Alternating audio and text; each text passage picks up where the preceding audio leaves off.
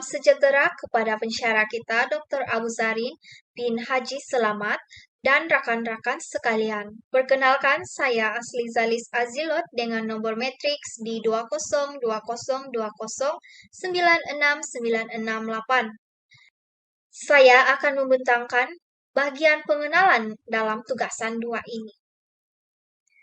Isu remaja dan penggunaan media sosial kini menjadi suatu aspek yang penting perlu dikaji kerana ia merupakan medium komunikasi yang digunakan oleh golongan muda masa kini untuk mengakses maklumat dengan mudah dan pantas. Menurut Syarul 2019 menyatakan, dalam beberapa tahun kebelakangan ini, media sosial menjadi sebahagian daripada kehidupan seharian kita. Media sosial termasuk aplikasi Facebook, Twitter, TikTok, Telegram, WhatsApp, Instagram, dan banyak lagi adalah sebuah platform untuk membincangkan pendapat dan isu-isu berbangkit yang membolehkan mereka bertukar atau berkongsi idea, maklumat, video, image, dan banyak lagi antara satu sama lain melalui rangkaian tertentu. Media sosial mendapat perhatian berjuta-juta pengguna dan menarik mereka untuk mengintegrasi laman media sosial dalam kehidupan seharian mereka. Kebelakangan ini, aspek kehidupan kita telah banyak dipengaruhi oleh perkembangan teknologi canggih yang mempunyai kesan negatif dan positif, terutama pada remaja, kerana mereka mudah berubah dan boleh dipengaruhi dalam beberapa cara. Selain itu, media sosial juga mendedahkan kepada golongan remaja terhadap informasi yang bersifat negatif. Ia berlaku disebabkan oleh ketiadaan tapisan maklumat yang kukuh sekaligus membolehkan golongan ini mengakses semua maklumat secara bebas. Walaupun media sosial mampu memberi satu bentuk platform komunikasi sosial yang meluas dan berfaedah, ia mudah terdedah kepada penyalahgunaan sekiranya ia gagal dikawal dan diuruskan secara mampan.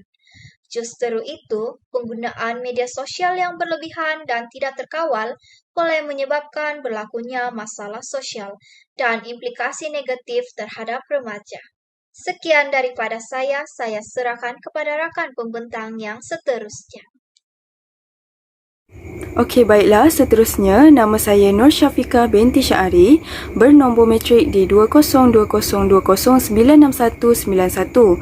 Bagi objektif kajian adalah yang pertama, mengenal pasti jenis penggunaan internet mengikut kekerapan melayari internet di kalangan remaja. Yang kedua, mengetahui tahap ketagihan penggunaan media sosial di kalangan remaja.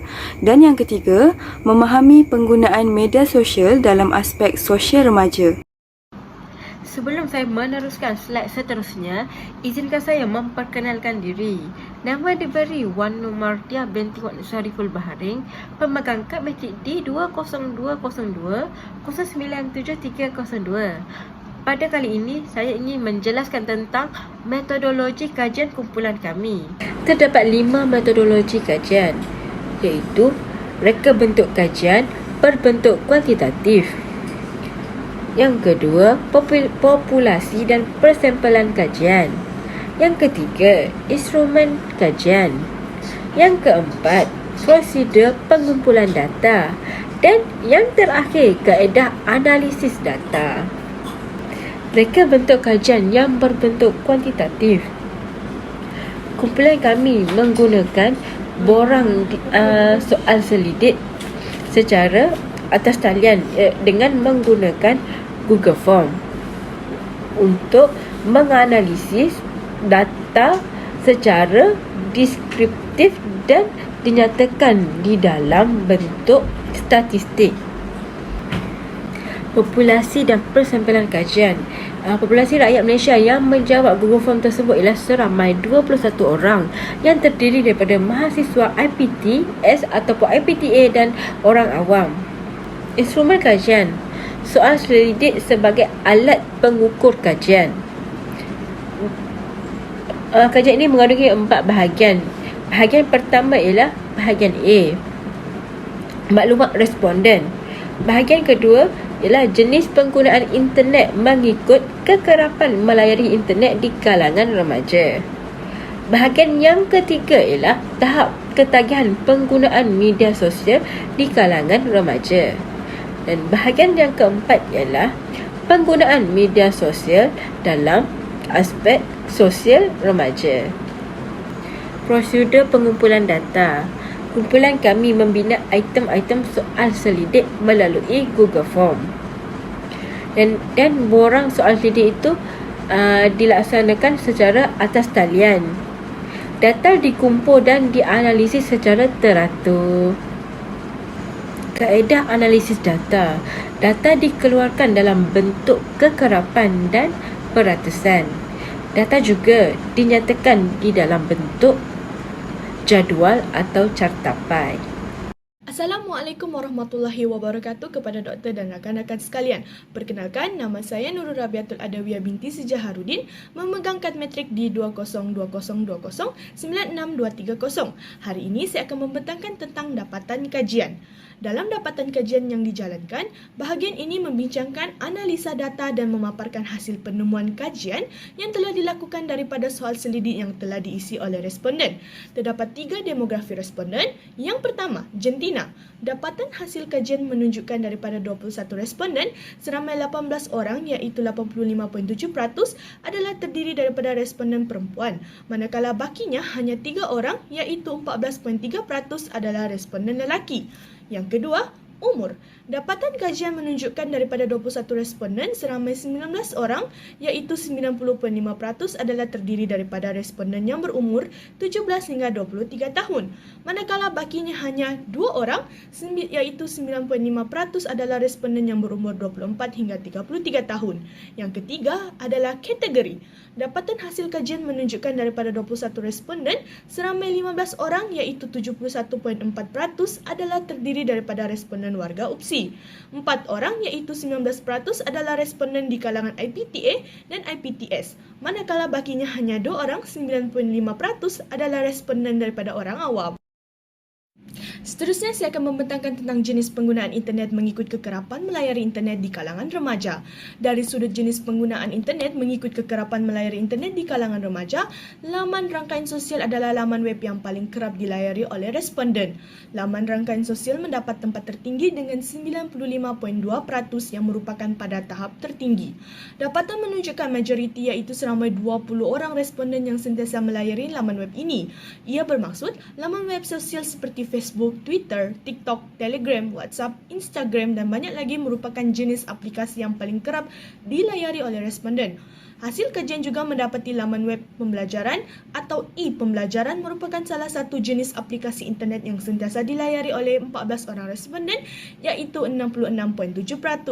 Selain itu, laman web online movie yang sering dilayari menunjukkan 9 orang responden iaitu 42.9%, manakala laman web berita atau isu semasa menunjukkan hanya 8 orang responden iaitu 38.1% dan permainan atas talian 4 orang responden sahaja iaitu 19%.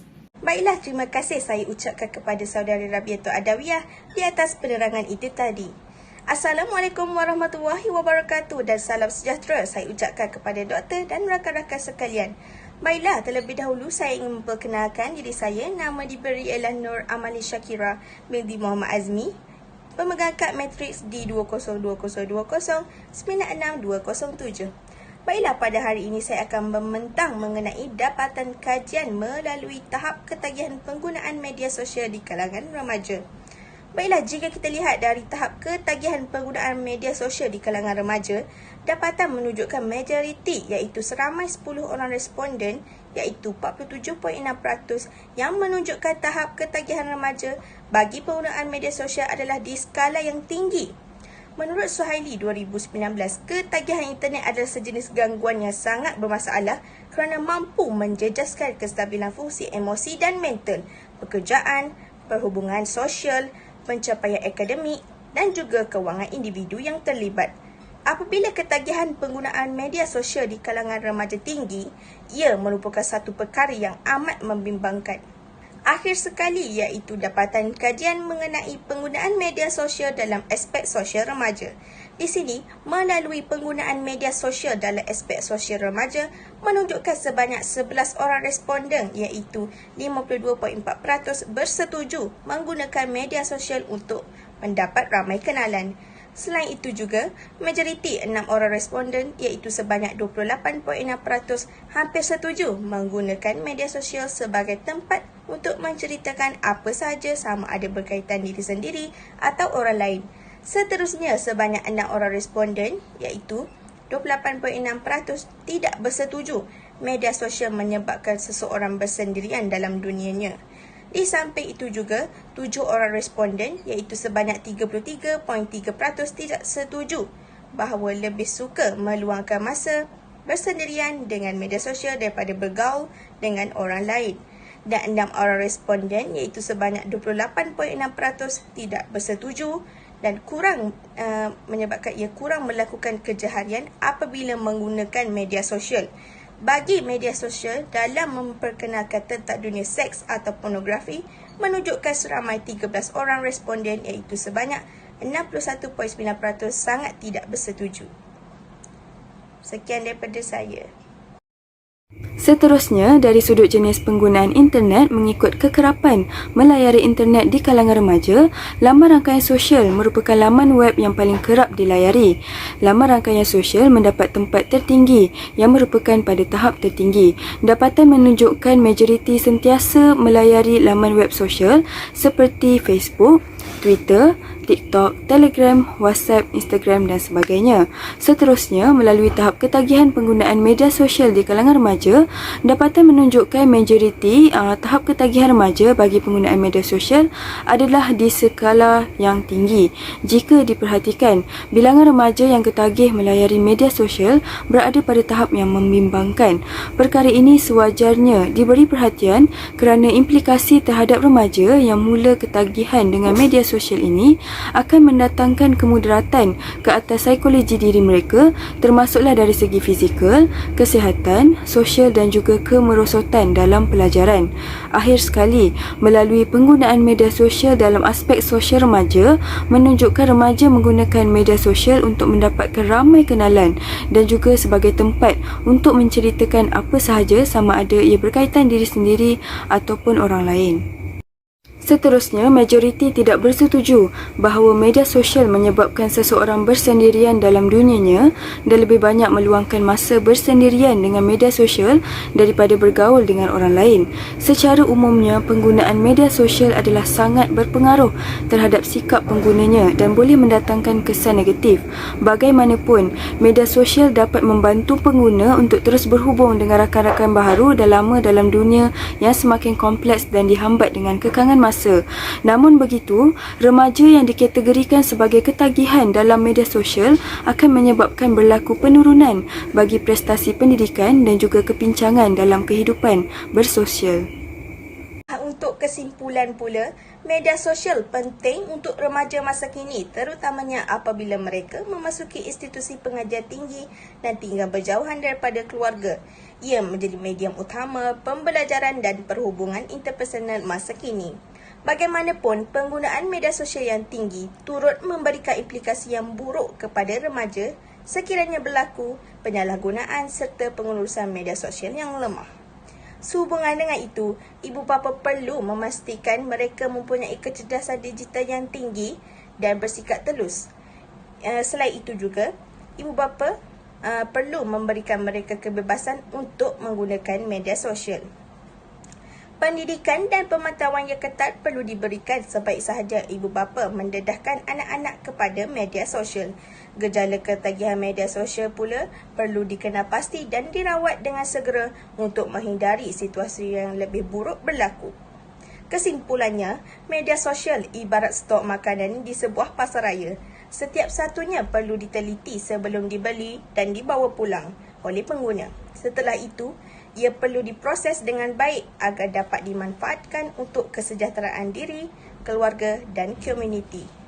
Dalam pada itu, pengambilannya juga mestilah pada kadar yang seimbang dan tidak melebihi daripada keperluan agar tidak menjejaskan kesihatan diri sendiri.